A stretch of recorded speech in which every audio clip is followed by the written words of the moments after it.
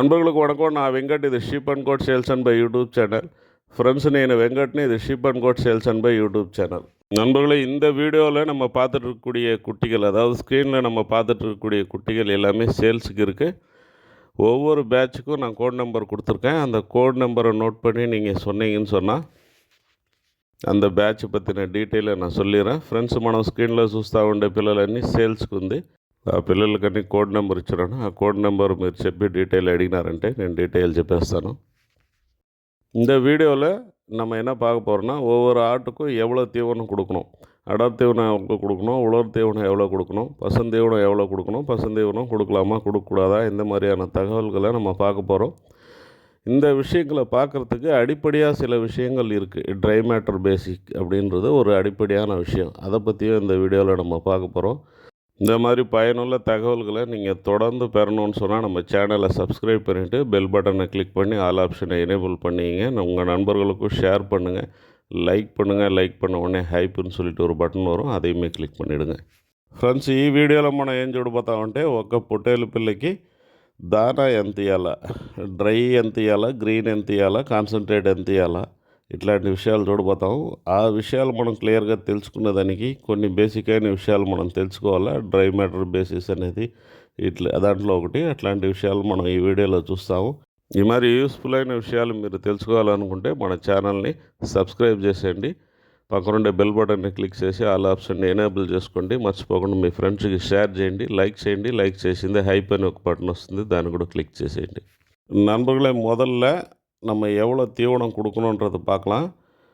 குறிப்பாக செம்மறி கடா குட்டிகள் வளர்க்குறதுக்கு இது எக்ஸாக்டாக பொருந்தி வரும். பொதுவாக ப்ரீடை பொறுத்து கொஞ்சம் அளவு மாறலாம். வெள்ளாட்டு கடா குட்டிகளுக்கும் இதே தான் அளவு. அதுலேயுமே ப்ரீடை பொறுத்து கொஞ்சம் லேசாக மாறலாம். பொதுவாக நம்ம ஒரு கெடா குட்டி அப்படின்னு எடுத்துக்கிட்டால் 4% கொடுக்க சொல்லுவோம். ட்ரை மேட்டர் பேசிக்கில் 4% கொடுக்க சொல்லுவோம். அந்த ட்ரை மேட்டர் பேசிக்னால் என்ன அப்படின்றத இதே வீடியோவில் அடுத்து பார்க்கலாம்.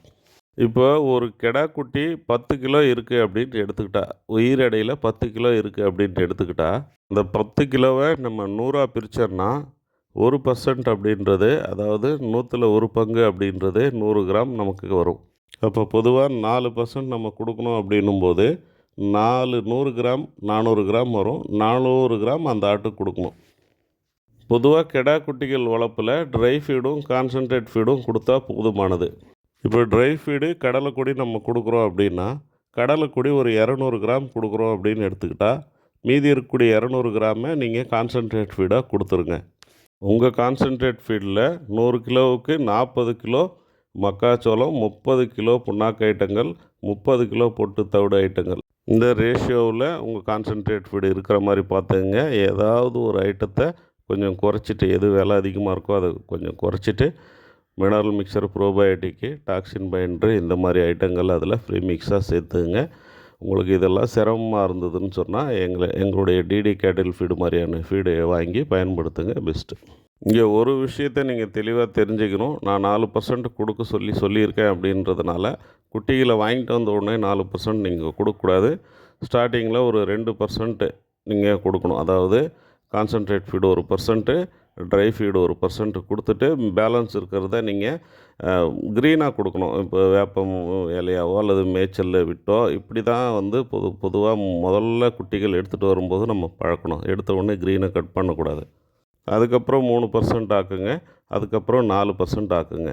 10 கிலோவுக்கு 300 கிராம் ஆக்குங்க, 350 ஆக்குங்க, 400 கிராம் ஆக்குங்க. அப்படி தான் நீங்கள் படிப்படியாக கொண்டு வரணும். அதனுடைய டைஜஷன் சிஸ்டத்தை பார்த்து நல்லா டைஜஸ்ட் ஆகுது, நல்லா சாப்பிட்டு புழுக்க போடுதுன்னும் போது நீங்கள் 4%, 5% வரைக்கும் கூட கொண்டு போகலாம். அது அதனுடைய ப்ரீடை பொறுத்து, அதனுடைய கெப்பாசிட்டியை பொறுத்து.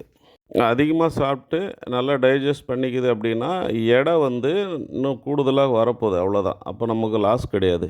இப்போ நெல்லூர் துடுப்பிலலாம் 7 கிலோ 8 கிலோ ஏறுற குட்டியெல்லாம் நான் பார்த்துருக்கேன்.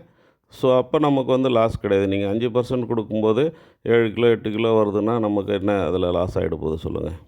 ஏன்னா எடுத்த உடனே அப்படி கொடுக்கக்கூடாது.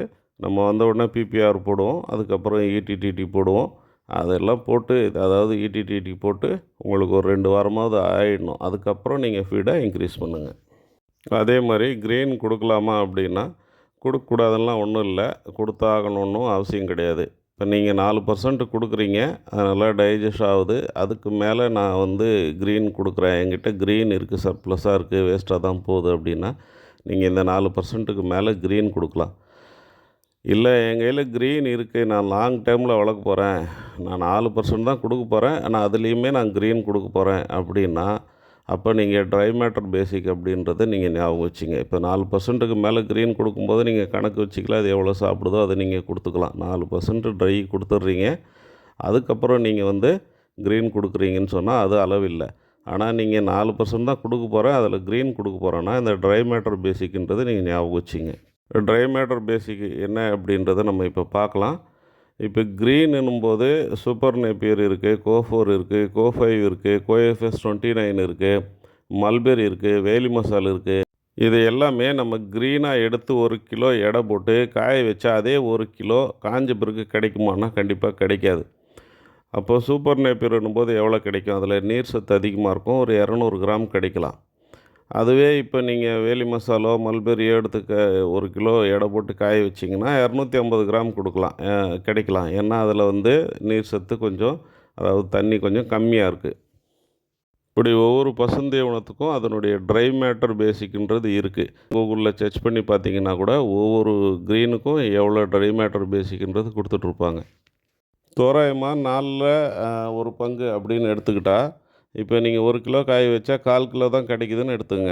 அப்போ நீங்கள் 1 கிலோ அந்த ஆட்டுக்கு கொடுத்தீங்கன்னு சொன்னால் 250 கிராம் கொடுத்ததுக்கு ஈக்குவல். அதுவே சூப்பர் நேப்பியர் மாதிரியான நேப்பியர் வகைகளில் கொடுக்கும்போது 200 கிராம் கொடுத்ததுக்கு தான் ஈக்குவல். இப்போ நான் வந்து அந்த 10 கிலோ குட்டிக்கு கணக்குக்கு வரேன். 10 கிலோவுக்கு நான் 400 கிராம் கொடுக்கணுன்னு சொன்னேன்.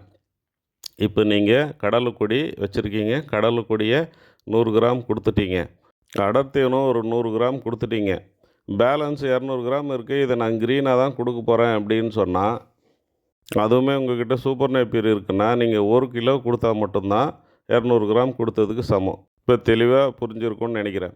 அப்போ அந்த 1 கிலோவை நீங்கள் காலையில் சாயந்தரம் எப்படி கொடுக்குறீங்களோ தெரியாது, அந்த 1 கிலோ கொடுத்துட்டு அதுக்கப்புறம் கடலைக்கொடி ஒரு 100 கிராம், அப்புறம் அடர்த்தீவனம் ஒரு 100 கிராம் கொடுத்தா மட்டும்தான் 4% கொடுத்ததுக்கு ஈக்குவல். பொதுவாக பசுந்தீவனம் கொடுத்தா அவ்வளோ சீக்கிரமாக எடையாறாதுன்றதுக்கு காரணம் இது தான்.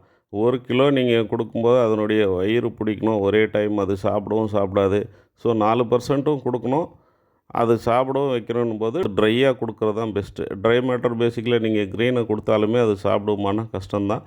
அப்போ நம்ம என்ன பண்ணணும், அந்த க்ரீனை 3 வேலையாக பிரித்து கொடுத்து அது கூட ட்ரையை அப்படி கொடுத்துட்டு வரணும். ஸோ செலவு குறைக்கணும் போது இப்படி தான் பண்ணி ஆகணும், வேறு வழி கிடையாது.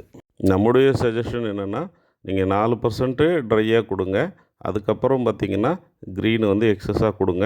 அப்போ வெயிட் கெயின் ஓரளவுக்கு நல்லா வரும். 4% மேலேயுமே நான் கொடுக்கலான்னு சொல்லியிருக்கேன். அதை நல்லா சாப்பிட்டு டைஜஷன் ஆகுது, புழுக்க போடுது அப்படின்னும்போது நீங்கள் 4%க்கு மேலேயுமே 4.5 5ன்னு கொடுக்கலாம், வெயிட் கெயின் நல்லா வரும்னு சொல்லியிருக்கேன். 4% கொடுத்துமே அது சரியாக புழுக்க போடலை, பெருஞ்சானியாக போடுது அப்படின்னும்போது நம்ம 3% அந்த அளவுலேயே கொடுத்துக்கணும். இன்னும் கொஞ்சம் கம்மி பண்ணி கூட கொடுக்கலாம். அது எந்த அளவுக்கு வந்து டைஜஷன் ஆகுது அப்படின்றத நம்ம செக் பண்ணணும். அதுக்கு ஒரு அளவுகோல் தான் அந்த பெருஞ்சாணி போடுறது. இதையெல்லாம் சரி பண்ணி 4%க்கு மேலே அதை ஃபீடை எடுக்க வைக்கணும். அப்போ தான் வெயிட் கெயின் வரும். அதுக்கு யூஸ் ஆகிறது தான் ப்ரோபயோட்டிக் மாதிரியான சப்ளிமெண்ட்ஸு. அதை பற்றி நான் தனியாக வீடியோ போடுறேன். இங்கே நிறைய பேர் இந்த பீர் வேஸ்ட்டு, டிஎம்ஆர் இதையெல்லாம் கான்சன்ட்ரேட் ஃபீடுன்னு சொல்லி நினச்சிக்கிறாங்க. அதில் ஈரப்பதம் அதிகமாக இருக்கும். ஸோ அதெல்லாமே வந்து நம்ம 100% கான்சன்ட்ரேட் ஃபீடுன்னு சொல்லி எடுத்துக்க முடியாது. பொதுவாக பீர் வேஸ்ட்டு கொடுக்கக்கூடாது. டிஎம்ஆர்லாம் கொடுக்கும்போது அந்த பர்சன்டேஜ் கூடுதலாக கொடுக்கணும். அதனால தான் 6%, 7% அதெல்லாம் வந்து கொடுக்க சொல்கிறாங்க. அப்படி கொடுத்தாலுமே அது ட்ரை ஃபீடு, க்ரீன் ஃபீடு அந்த கேட்டகரியில் தான் வரும். அதில் சைலேஜ் இருக்குது, ட்ரை ஃபீடுமே இருக்குது. கூட நீங்கள் கான்சன்ட்ரேட் ஃபீடு, நம்ம டிடி கேட்டில் ஃபீடு மாதிரியான கான்சன்ட்ரேட் ஃபீடை சேர்த்து கொடுங்க, பெஸ்ட் ரிசல்ட் வரும். குட்டிக்கு சைனிங்காக இருக்கும். நீங்கள் டிஎம்ஆரே கொடுத்து பழகிட்டு இருந்தாலுமே, அதாவது செலவு கம்மின்னு நீங்கள் நினச்சாலுமே 2% கட் பண்ணிவிடுங்க. இப்போ நீங்கள் 6% டிஎம்ஆர் கொடுக்கணும், அப்போ 2% கட் பண்ணிவிட்டு 4% டிஎம்ஆர் கொடுங்க. 1% நல்ல நம்ம டிடி மாதிரியான தரமான கான்சன்ட்ரேட் ஃபீடை சேர்த்து கொடுங்க. அது 2%க்கு இது 1% ஈக்குவல். ஏன்னா அதில் ஈரப்பதம் இருக்குது, இதில் ஈரப்பதம் இல்லை. ஸோ அப்போ நீங்கள் 2%ன்னும்போது இப்போ ஒரு வேளை 6 கிலோ கொடுக்குறீங்க ஒரு ஆட்டுக்கு, சும்மா ஒரு கணக்குக்காக எடுத்துட்டிங்கன்னா 2 கிலோ நீங்கள் குறைச்சிட்டு இதை 1 கிலோ கொடுக்கும்போது இந்த தரமான கான்சன்ட்ரேட் ஃபீடு 1 கிலோ குறைக்கும்போது செலவுமே உங்களுக்கு குறையும். நீங்கள் டோட்டலாக 5% கொடுத்தா போதும். நம்ம டிடி கேட்டில் ஃபீடை சைலேஜ் கூட சேர்த்து கூட நீங்கள் கொடுக்கலாம். இப்போ கார்ன் சைலேஜை கொட்டிட்டு அது மேலே டிடி கேட்டில் ஃபீடு கொட்டிட்டிங்கன்னா இந்த சைலேஜ் கூட வேஸ்ட் பண்ணாமல் சாப்பிட்ரும். இப்போ நான் சொன்னது எல்லாமே ஃபுல்லி ஸ்டால் பெட்டுக்காக தான் சொல்கிறேன். நான் பரன்லேயே வச்சு வளர்க்குறதுக்கு மட்டும்தான் சொல்லிட்டு இருக்கிறேன். இப்போ உங்கள் குட்டிகள் மேய்ச்சலுக்கு போயிட்டு வருதுன்னா மேக்ஸிமம் மேய்ச்சலில் பசுந்தீவனம் தான் சாப்பிடும்.